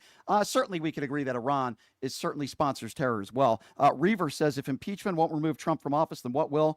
Why do we, the people, not have any recourse to remove federal officials from office? Reaver, I agree with you on that statement as well. Antonio says, this embarrassing biased waste of an influencer Pollock shouldn't have a platform. Well, Antonio, as I've said from time to time, I enjoy having these people on and exposing them and debating them. Alexa says, no one wants war, even if you don't like Trump. That is stupid. Agree with you, Alexa. I don't want war either. I don't want more innocent people to die, including our brave men and women in uniform, Alexa. So I agree with you 100%. Crystal says, please ask him what he thought of Tucker Carlson and Ted Cruz's interview. He has Tucker's book on his bookshelf behind him. Crystal, I did not see that. I apologize. Next time I have him on, I will bring that up.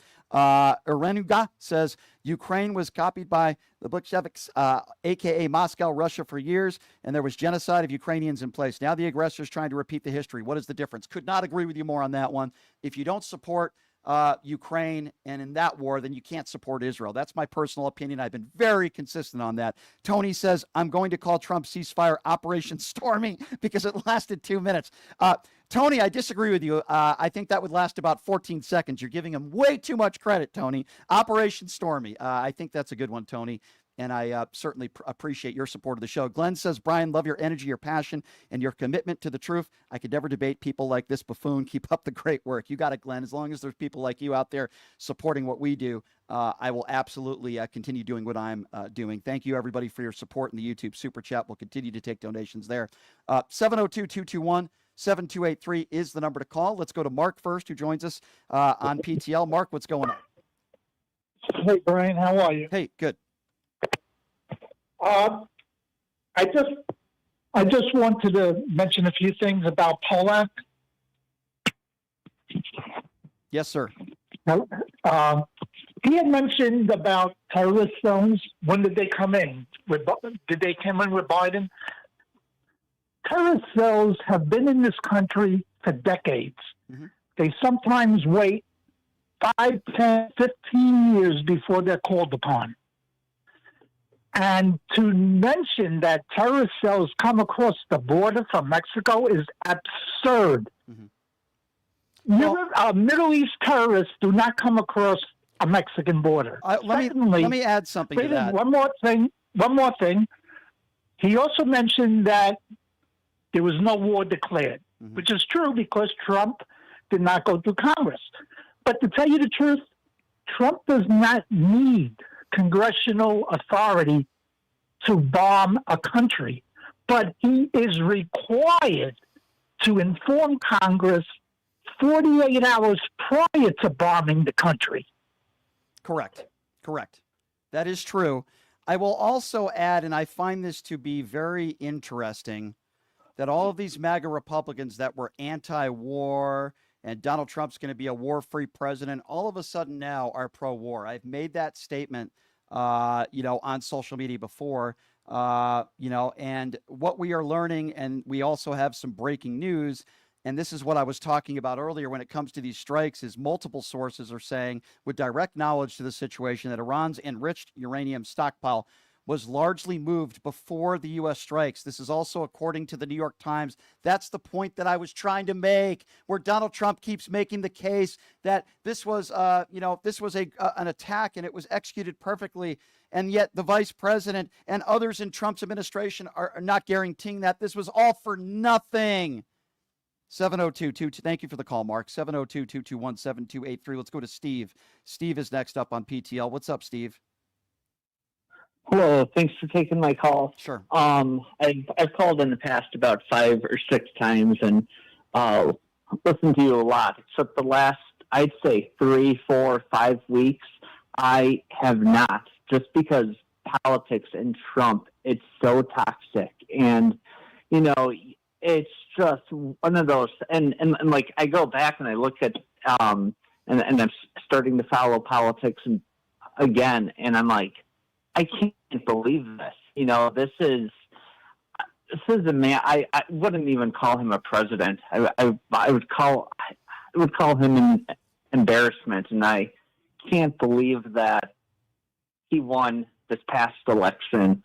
But what he's doing now, and so Iran. Okay, can I just ask you? Sorry to interrupt. I want to ask you something. I understand why you are upset and frustrated, and you're right. I agree with you. It is very toxic. However, the alternative is to just put our hands in the air, shrug our shoulders and say, hey, Trump's going to do whatever he wants to do. There's nothing we can do about it. I'm going to live my life. Now, you can do that if you want. And quite frankly, I can understand why some people need to check out. But all I can tell you is that we are going to continue to cover the news of the last 24 hours. We're going to continue to discuss it. I'm going to have people from both sides of the aisle joining me on this show. Sometimes people aren't going to like some of my guests. Sometimes people are going to like some of my guests. But my show is not designed to make sure every guest I have on gets approval from every listener. I'm going to have people on that I disagree with on a regular basis. I mean, shoot, I've had Caroline Leavitt on this show. I've had Vivek Ramaswamy on this show. I've had Robert F. Kennedy Jr. on this show. I've had a ton of Donald Trump surrogates on this show. I have people on this show that I despise as human beings, but I still have them on to have a good, healthy discussion and debate, as much as I might not like them personally. And I'm not going to change who I am. And I think that's the dangers of certain people that watch the media. They only listen to stuff they agree with or want to hear. That's not why I do this show. Yes, I share my opinions with people. Yes, I have people on that maybe some would say don't have a lot of credibility, but I try to have them on to have a good spirited debate and expose some of them. And listen, if some people don't like that and they just want to watch a liberal talk show that just attacks Trump 24/7 without speaking to anybody that disagrees with them, then I'm not that show. That's the best thing I can say. Well, that's what makes your show good. That's what makes your show good, because you try to get both viewpoints on too. And I do a podcast myself also, but I haven't done it in the past 2 or 3 or 4 weeks. Well, I appreciate I appreciate your kind words, my friend. I really do. And your frustration is very valid. Let me be very clear on that. Very, very valid. This is what I do for a living. But I understand why there's a lot of people sometimes that check out. I really do. I'm not criticizing you for that. All I'm saying, I could sit here and I could talk about, other topics, but no, I'm going to talk about what's relevant and what's going on in the last 24 hours. And I will have people on that agree and disagree with me. Shelly on the YouTube super chat says Trump did inform the GOP that he was going to bomb around, but the Dems, it's amazing to me. People cannot define war or ceasefire agreement. Well, I completely agree with you. It is not a ceasefire if somebody breaks it. The ceasefire is over. So now Israel and Bibi are saying, well, okay, we won't do it again. You don't think Iran is going to respond? It's absurd. And we're supposed to give Donald Trump credit? That's like giving George W. Bush credit for keeping us safe after 9/11, before 9/11. Give me a break. 702-221-7283 is the number to call. Again, 702-221-SAVE. Let's go to Gary. Gary is next up on PTL. Hey, Gary, what's going on? Well, Brian, I hope David is still listening to the show, but I don't think he is because he doesn't know a lot. I hate to say it, but he's basically on my side of the aisle, but he doesn't really. He has a debate like people play basketball. It was a very spirited debate, but he doesn't know anything about the history of Israel and why there are allies and why we defend Israel for all these years. And it's more important to us. He couldn't answer the question. It's basic, what do you call it, history. Can I ask Israel you something, is Gary? Democracy. I agree, Gary. Oh, here we go. What? Well, I'm not disagreeing with you. I agree with you. This was the point in the interview that I found astounding. Okay, so do you remember the point in the interview where David was talking about his family, which I can appreciate, and he has a strong closeness to Israel? I did hear you pick up when we got to I appreciate that. But it shouldn't be foreign policy or shape your opinions on foreign policy just because you don't have family and friends in Ukraine. We should be able to support Ukraine. If you're okay with supporting Israel, we should be able to support Ukraine. Do you agree with that? I agree that the interview was, he was giving you your money's worth, but you wore him down. And then all of a sudden his brain went I could have done it better. What do you mean? What do you mean? What do you mean he gave me my money's worth? I'm confused at that. What do you mean? He was arguing you. He was doing real good. So when you define that he was doing real good, what really solid point did he make to counter one of my arguments? Give me an example. Wait a minute. Can I tell you in the audience, Israel was a democracy during the Cold War. I never said Israel was not a democracy. Let's go back to my Gary. It's the birthplace of God. You just said the that. Bible. Gary, I understand what you're saying. Okay, I don't disagree with you, but let's go back to what you just said. Okay, let's try to backtrack a little bit. No. Well, David, when you make a statement, I like to question you on it if I disagree with you. That's how I do a radio show. You just said David made some great arguments and great pushback or whatever you said. Give me a part in that interview where you think David gave me great pushback and debated one of my arguments. Give me an example, and then we can talk about it. I have to tell you in my own way. It was like if somebody invented a sport of debating subjects and stuff, there was basketball of sports, you guys would have been contenders because that was a real spirited one. I don't need general statements. I'm asking you to be specific. When you form an opinion, and your opinion sounds like David did a really good job and he fought back with certain arguments. He lost his energy. You wore him down. Listen, just give me one example of how you would say, boy, Brian, he really got you there.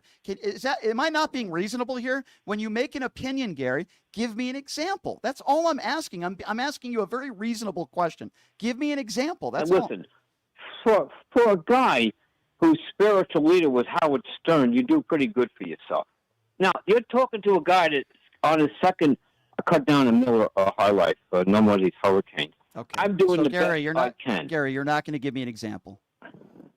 That's what that sounds I'm not a professional radio guy. I'm not asking you to be a professional. I'm asking when you make when you form an opinion, give me an example. That's not, you don't have to be a professional. For example, if I called Donald Trump a liar, what's your examples, Brian? Well, I would start by saying he won the 2020 election in a landslide. If I called Donald Trump a liable sexual abuser, it's because a jury found him in New York City liable of sexual abuse of E. Jean Carroll. If I say that I believe Donald Trump is a rapist, it's because you have 25 women that have accused him of sexual assault or rape, including his ex-wife, in court documents. When I call Donald Trump a coward, it's because he dodged the military multiple times. When I say things about people like he might probably be a racist because of all the discrimination lawsuits that he had to pay out in New York City, I give examples for why I say certain things. Doesn't mean I'm always going to be right, but I back it up with receipts with my Can I opinions. interrupt? You even though it's your you show? called into this show and you defended David and you said he did a really good job, at least to start the interview. My response to you was, you're okay. It's fine if you have that opinion. Can you give me an example, just one, of an argument that he made that combated my argument that he thought he did a good job? Why won't you answer What am that? I in journalism school? All right, Let me ask all right. you. No, you, no, you, no. I've given you 8 opportunities, Gary. I'm done with you. what the they're doing? Yeah, exactly. These callers, 702-221-7283 is the number to call if you want to be a part of the conversation. Let's go to Jeff. Jeff is next up on PTL. Hello, Jeff. Yeah, I agree with that caller. David handed you your ass. So give me an example, Jeff, or the phone call's going to be over. Give me an example of how. Give me an example of how he handed me my ass in some sort of way, or the conversation is going to be over, or I will hand you your ass and you could say goodbye. So give me an example.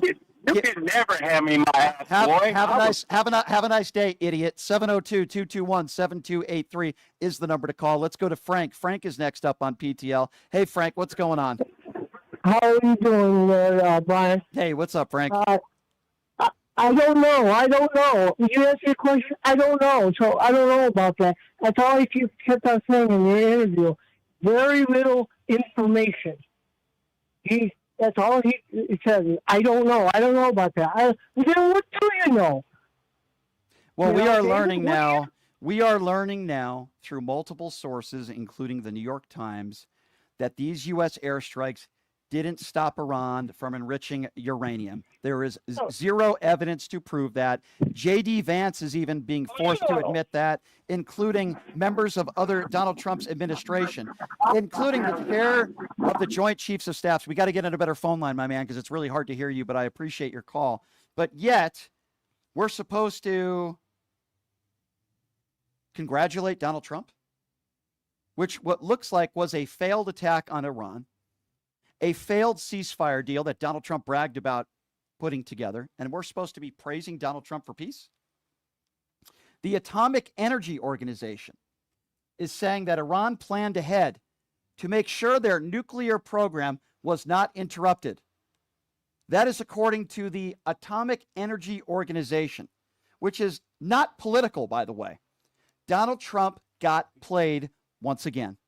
Number to call, 702-221-7283. I know some of you MAGA deplorables don't like the word fact, can't spell it. This attack was a failure. The New York Times reporting with their sources, the Atomic Energy Organization reporting with their sources. Oh, yeah, by the way, the chair of the Joint Chiefs of Staff also said that in a press conference, that they have no proof to show that they got what they wanted to get. All for nothing. And then a failed ceasefire. What a joke. 702-221-7283, the number to call if you would like to be a part of the conversation. All right, let's see here. Who are we going to next? Let's go to Pat. Pat is next up on PTL. Hey, Pat, what's going on? Hey, Brian, you did a great job. I don't like him, but you know what? I like listening to them so I can see exactly what they think. Yep. I appreciate you bringing some on sometime. You got it. And my thing is, why does with the Republicans, why does it have to be when it touches their family? They are such selfish people. Yeah, I put an end to that really quickly. I didn't let him finish the sentence because, listen, yes, you did. I have Jewish ancestors, okay, and I am pro-Israel, but that doesn't mean I am going to sit here and be biased. I have been very consistent on Ukraine that we should continue to support Ukraine, and if people think we've given them too much money, okay, that's a fair conversation to have, or too much weaponry, I should say, not money. Right. But if you're saying that you have no problem with the $400 to $500 billion that we've given Israel, but you have a problem with us defending Ukraine, then you are inconsistent and you are biased. And quite frankly, I don't care where your family is from, because that's had no bearing on foreign policy. None, zero. Exactly. What about your neighbor? They don't even think about their neighbors or anything. It's always got to be about their family. It doesn't bother them until it bothers their family. Yeah, well, I put an end to that argument real quick because I didn't like it. Yes, you did. And I thought that Yes, it showed the blatant hypocrisy inside a MAGA Republican.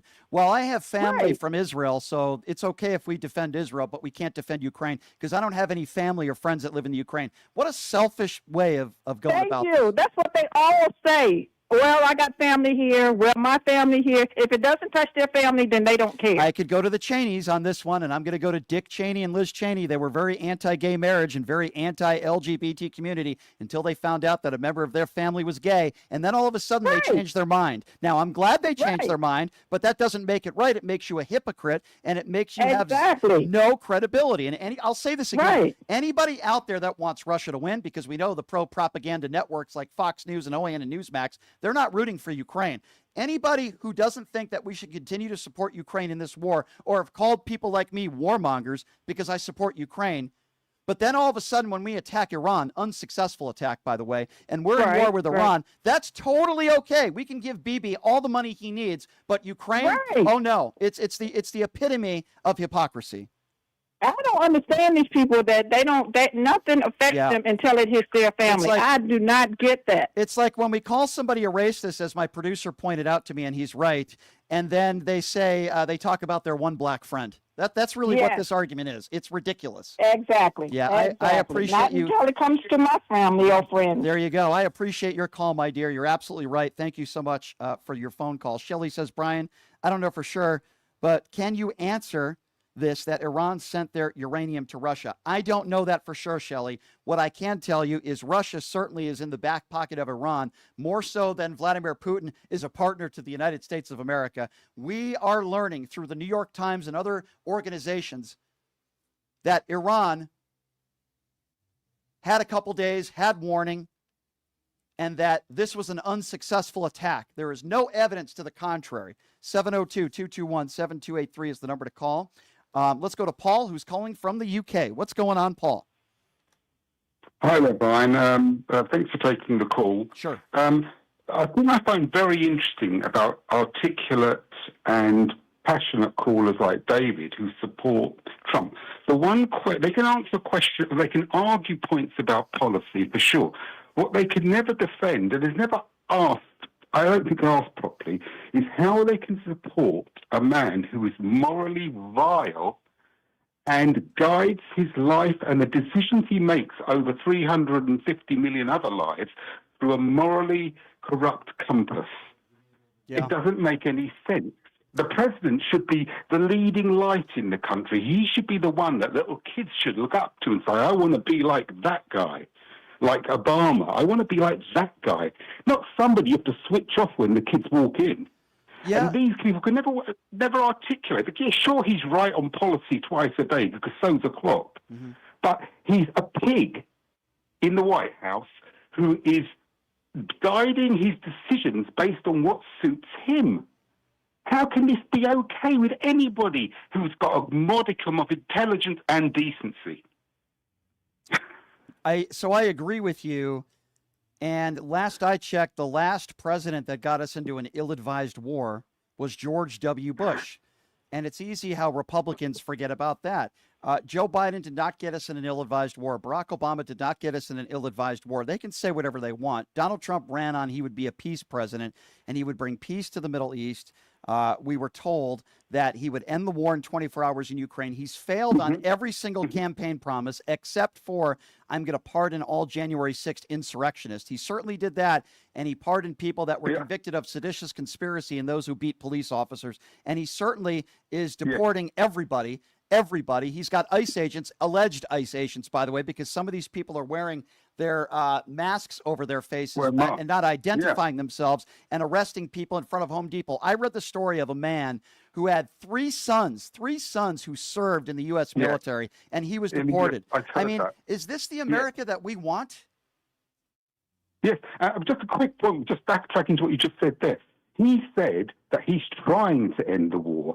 Donald Trump didn't run, I'm going to try and end it on day one. He didn't say that. He said, I am going to end it on day one.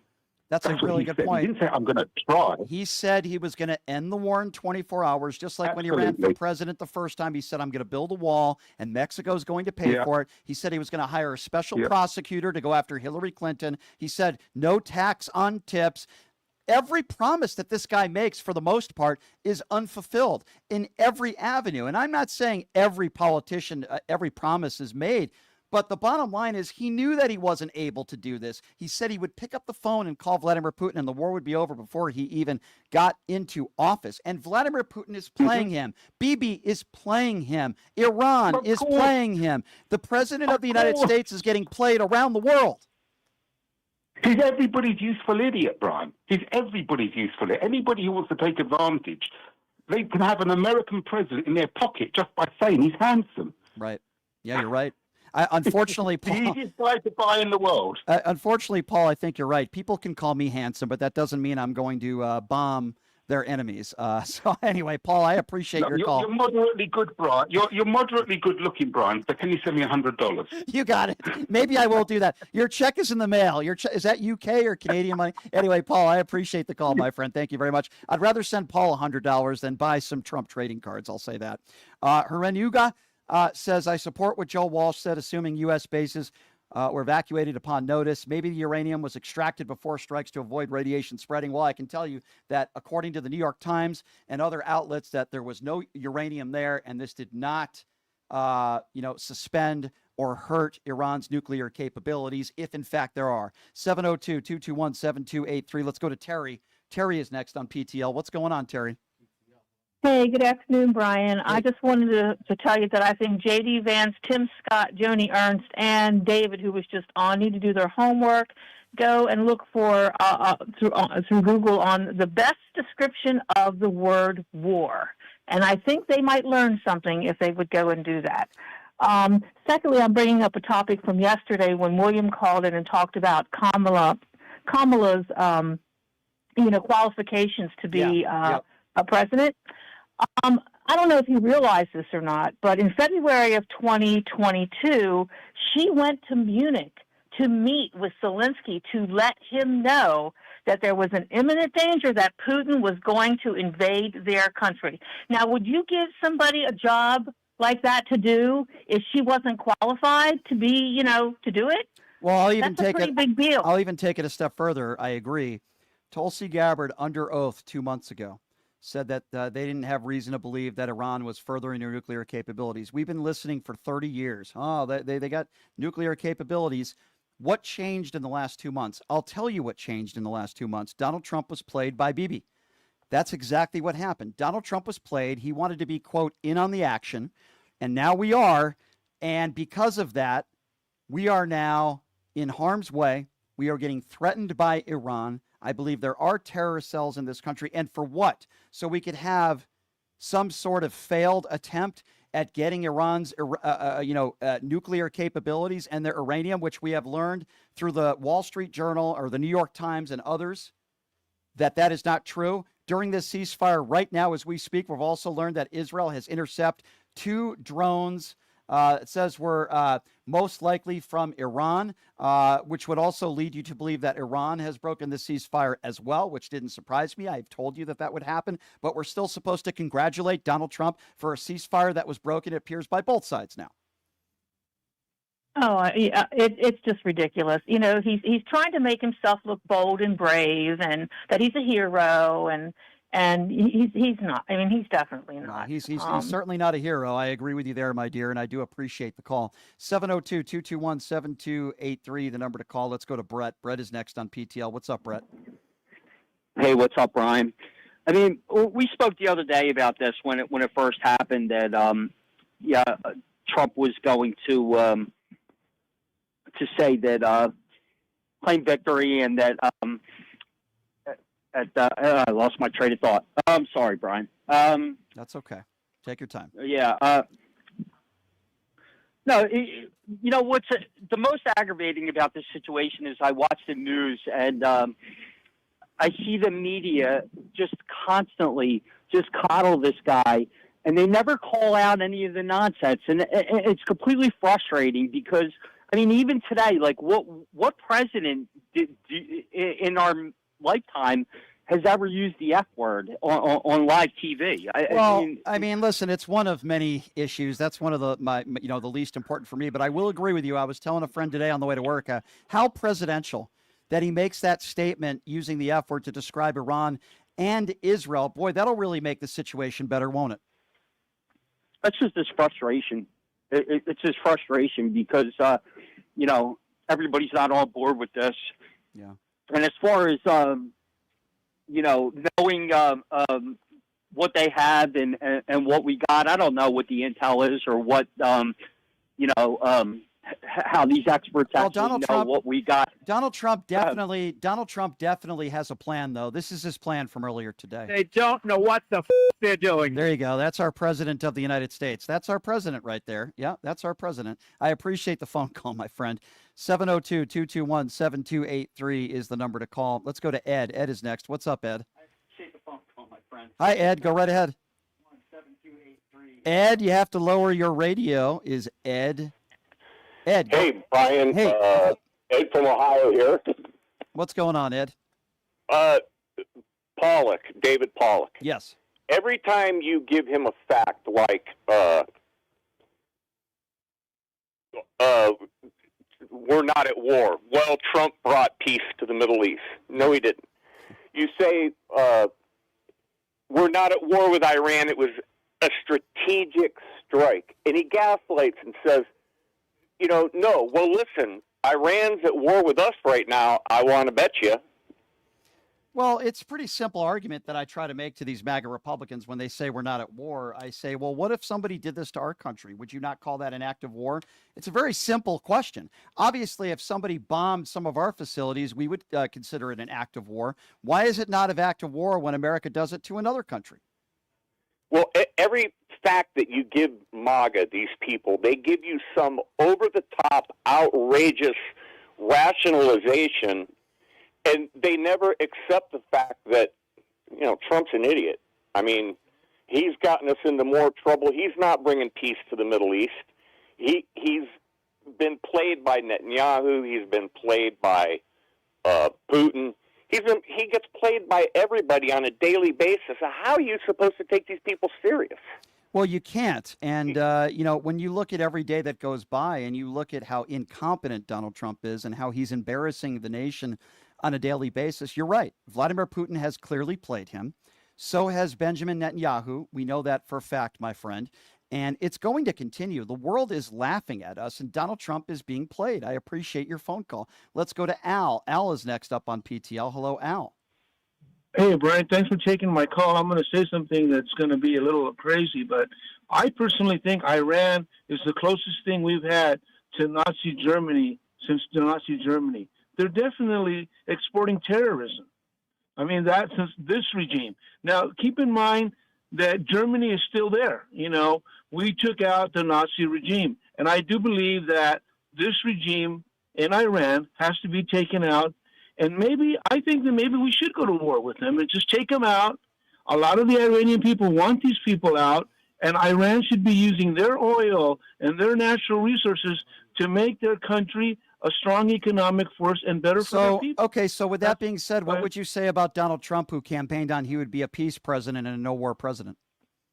Why would you vote? I think that if you're okay with him going to war, you seem to be very positive and you think we should go to war with Iran, then why would you vote for someone who claimed he was a no-war peace president? Okay, because of the fact that if we wouldn't have gone to war with Nazi Germany might still be around. If we were just like bombing them. Al, I'm not talking to you right now specifically about Nazi Germany. And by the way, I think there's a distinct difference between Nazi Germany and Iran. But hold on that thought for a moment. Donald Trump ran on the fact that he would be a peaceful president and he would be a no new war president. If you think we should go to war with Iran, which, by the way, I disagree with you on, then why would you vote for him? Well, I think that based on this, first of all, I voted for him because I thought he was the best choice. Second of all, I do want to tell you that I don't think, I think he's overpromised and underdelivered. I will agree with you on that. On this case, the more I think about it, I think going to war with Iran is the solution to get rid of this terrorism. And what have we done? And what have we done to Iran? What have we done? What did Trump do? Bomb him. I mean, I don't know. He's bombed them, and he's. What do we do, though? All he's doing is just kicking the can. All we're doing is just kicking the can down the road. So you're okay with kicking the can and spending our money, but you're not okay with spending that money defending Ukraine. Oh, we're talking about Iran. Ukraine is a whole different issue. Yeah, it's a war, and our allies were invaded by an evil, murderous dictator in Vladimir Putin. So does that mean we should go to war with Vladimir Putin in Russia? Should we be bombing Russia right now? Should we be getting into a war? I think that if it comes to a war with Russia, if Western Europe is threatened like by Russia the way it was by Nazi Germany, I think war is inevitable. Absolutely. Okay, so you'd be okay with us not only going to war right now with Iran, but starting a war with Russia. Is North Korea next too? I mean, I've been hoping right now I'd be okay to get rid of Iran, get that regime out. What evidence? What evidence do you have that Iran is a direct threat to the United States of America right now? As we before Donald Trump decided to bomb Iran, what evidence did you hear from anybody in the Trump administration that would lead you to suggest that Iran was a direct threat to the United States of America? I think they're a threat to the Middle East. I think everybody agrees with that. Okay, so you're okay with going to war with another country if they're a threat not to us but to our allies. Then why are so many MAGA Republicans not in favor of us defending Ukraine? Please explain that. Because they're idiots. Because those MAGA Republicans are idiots. That's most of the Republican Party. You're calling most of the Republican Party idiots. I don't think most of the Republican Can Party. you name me 10 MAGA Republicans in office right now that think we should be continuing to fund Zelensky? Donald Trump is an idiot, right? Because he called Zelensky. I thought we were talking about Iran. You are talking about Iran. Yes, you are, sir. But we have another war that is going on right now in Ukraine, and so many MAGA Republicans. I called in to talk about Iran. Oh, I understand that, but I'm talking about starting a war with Iran. And you're talking about starting a war with a country with no direct evidence that they are a direct threat to the United States of America. Aren't you talking about sleeper cells? You're talking about. Well, yeah. Guess what? We weren't talking. They are a threat. We weren't. According to Kristi Noem, they were not a threat until Donald Trump decided to bomb Iran, and then she put a 90-day threat to America that we could be looking at terrorist threats because you were okay with Donald Trump bombing a site where nothing was accomplished. Do you understand the idiocy in that? I think if we get rid of Iran, the Iran regime. We'll get rid of these So you think Donald Trump? Well. So you think Donald Trump got rid of Iran by bombing a site where we're told there was no uranium there and nothing was accomplished? You think that's getting rid of Iran? It has nothing to do with it. The uranium has. It has everything to do with it. What only 1 point. What are you talking about? The main reason why they did that, all they talk about is furthering their nuclear capabilities. It's every reason why they claim they did it. Well, I understand that. That's what they talked about, and what I'm talking about. Forget about the uranium. It's a terrorist threat that they're exporting throughout the world that we should be most concerned about. What do you think is a more terrorist threat around the world right now, Iran or Vladimir Putin, who has invaded Ukraine? And if he wins this war, he'll be invading another country. It could be Taiwan. I don't know. What do you think is more of a threat to the world right now? I would say Putin. The thing is that right now I'm talking about Iran. Okay, let's take care of Iran first. No, but your priorities are messed up. That's what I'm saying. Let's take care of Iran first. Why do you think no president in the last 30 years has done this? Because they're idiots.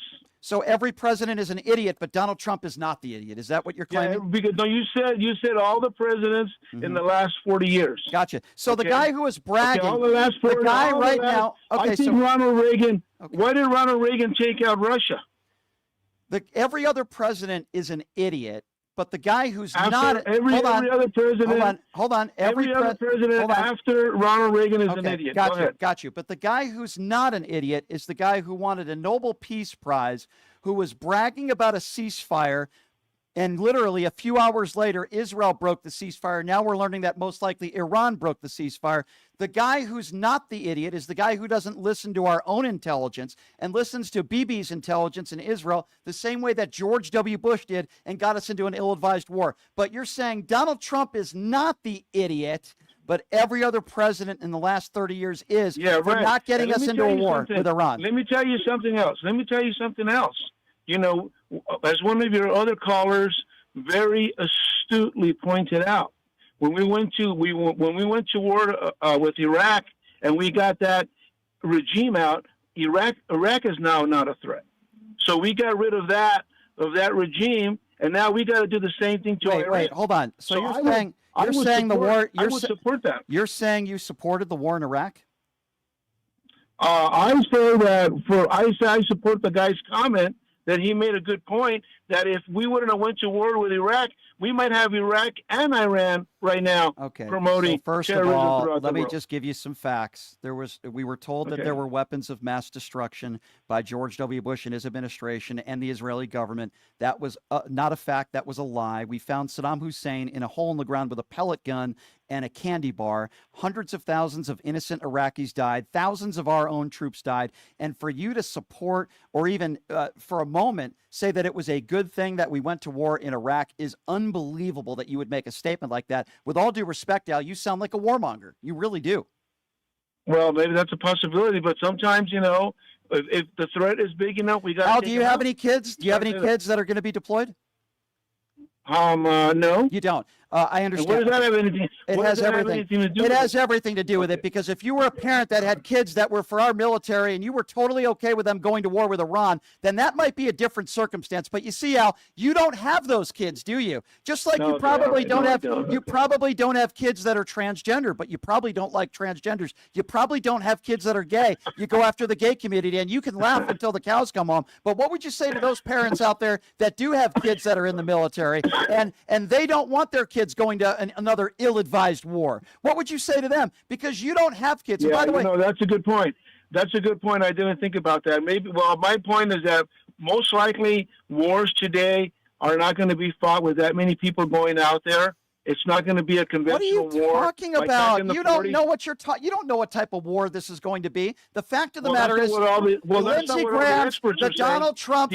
Why do you support people that are draft dodgers, and why do you support people that don't have kids going to war and they're warmongers? Why do you support people like that? You don't have kids yourself, and we're willing to bet you, Al, that if you did have kids, you wouldn't want them to be deployed to Iran. So why is it okay if you don't have kids? Why is it okay for you? Well, that's a possibility. I would like to have a war with minimal troops. Well, guess what? You're not going to do that, Al. You can't have it perfect. And I think it is a good point that I just made, Al. You don't have kids. You don't have kids that are deployed, but you're totally okay with those brave men and women in uniform starting an ill-advised war and going overseas. Guess what? I'm not. And they don't have to be my kids for me to say it's disgusting and it shouldn't happen. Why is it with all you MAGA Republicans out there, until it happens to you and these idiots out there like Lindsey Graham, you want to talk about idiots? Let me tell you something. If you don't have kids that are going to be deployed and you're okay with us going to war, but your opinion might change if you do have kids, then you're the idiot. 702-221-7283, the number to call. Let's go to Tez. Tez is next up on PTL. What's up, Tez? Control room, but I don't know what happened in your control room, but my knucklehead detector just went off on that caller. So I love when these people call in. They have no skin in the game. They have no kids.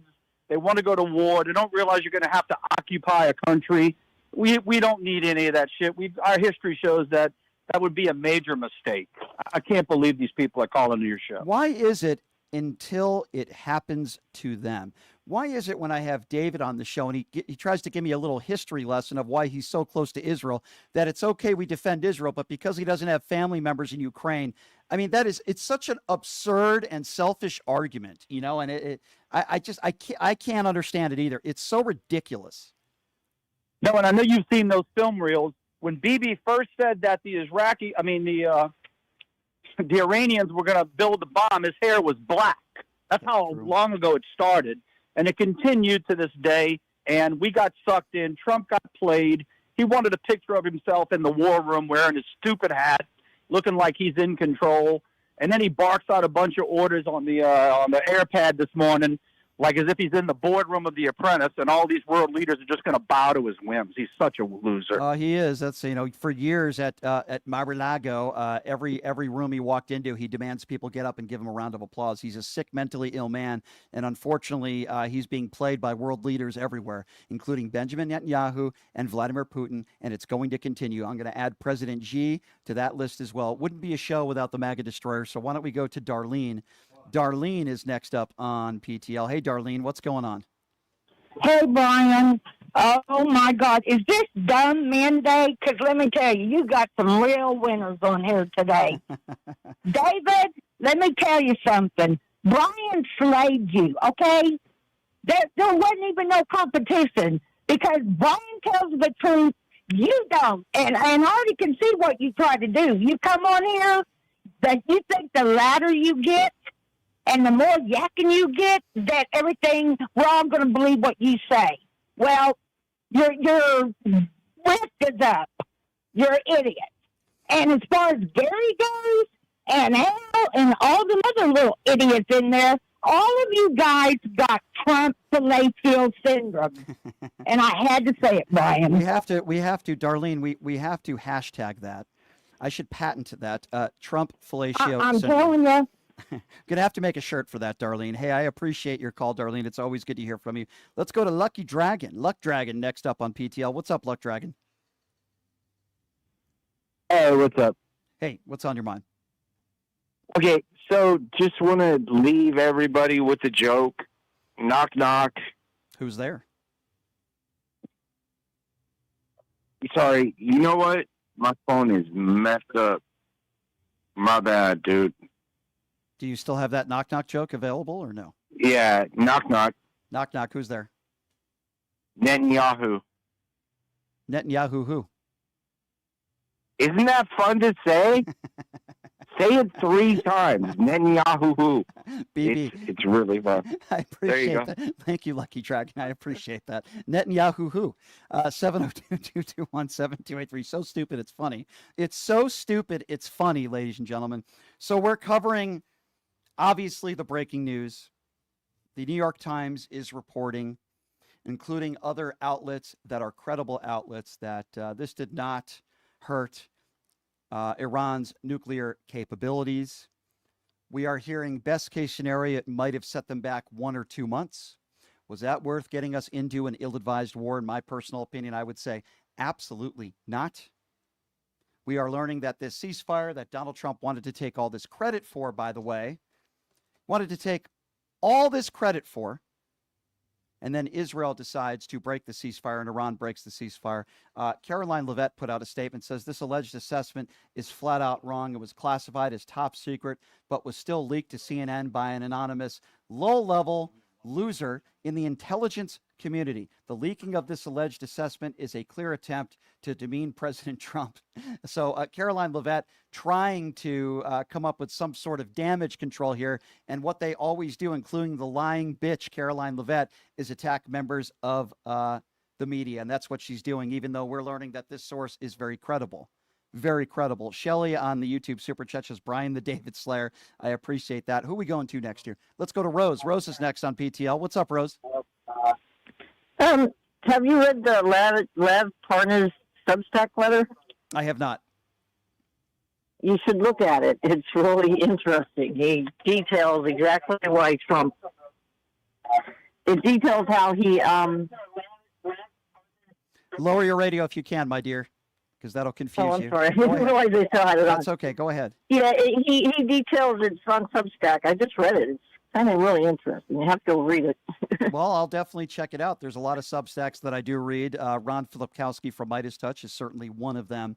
And I appreciate that recommendation, and I will certainly look into it. So again, following the breaking news that we are covering, there are intelligence reports, some of which we believe were leaked to the New York Times, that are sharing details that this attack, this U.S. attack in Iran, was extremely unsuccessful.